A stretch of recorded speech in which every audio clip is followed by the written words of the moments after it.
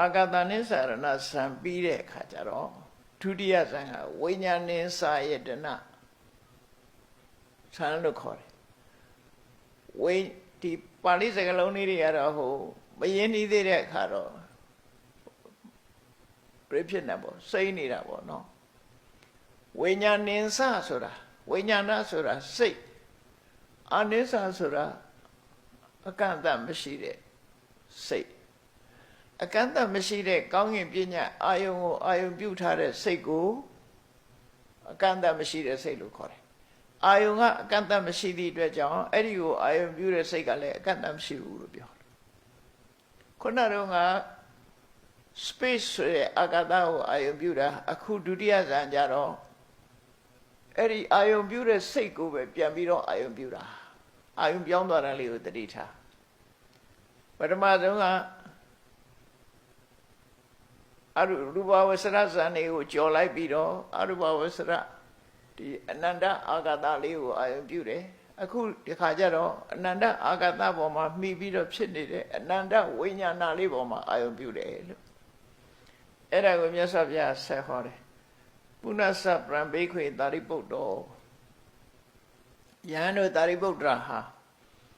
တပ္ပတောအာဂတနိစ္စယရဏသမတ္တိကုအရူပဝဆရပထမဇန်လို့ခေါ်တဲ့အာဂတနိစ္စရဏဇန်ကိုလုံးဝကြော်ဖြတ်လိုက်တယ်တဲ့ကြော်ဖြတ်လိုက်တာခုနသူ့ရဲ့အာယုံကိုအာယုံမပြုတ်တော့တာကြော်လိုက်တာပဲနော် space ကိုအာယုံမပြုတ်တော့ဘူးကြော်လိုက်တယ်ဘယ်ရောက်သွားတော့ဆိုအနန္တဝိညာဏန္တိဝိညာဉ်နိစ္စရဏဥပတ္တမစ္စဝေရတိအနန္တဝိညာဉ်လေးကိုပြောင်းပြီးတော့အာယုံပြုတ်လိုက်တယ်အဲ့ဒီအနန္တဝိညာဉ်လေးကိုပြောင်းပြီးတော့အာယုံပြုတ်လိုက်တဲ့အခါမှာဝိညာဉ်နိစ္စရဏဇံဆိုတာဒုတိယအဆင့်ရောက်သွားတယ်နော်အာယုံပြောင်းလိုက်တာနော်အာယုံပြောင်းလိုက်တာ ਨੇ အဆင့်တက်သွားအဲ့ဒီမှာလည်းပဲယေသဝိညာဉ်နိစ္စရဏေဓမ္မဝိညာဉ်နိစ္စရဏတင်ညာစစိတ်တိကကတာစဆိုပြီးတော့အဲ့ဒီမှာပါရှိတဲ့တင်ညာတရားရဲ့တမာရီတရားရဲ့ပြီးတော့ဖတ်တာစတဲ့တရား17မျိုးရဲ့အလုံး73ပါးအဲ့ဒီ73ပါးကိုတရားတဓမ္မအနုပရဝဝဋ္ဌိတဟောတိအသေးစိတ်သေဝိပဿနာရှုတယ်တစ်ခုစီတစ်ခုစီတစ်ခုစီအလုံးကိုသိတယ်ကြော်မသွားဘူးဒီ73မျိုးအလုံးကိုဝိပဿနာရှုတယ်စေနိုင်ဝိပဿနာရှုတယ်လို့ပြောတယ်ဆံဃာထားတဲ့အခါမှာလို့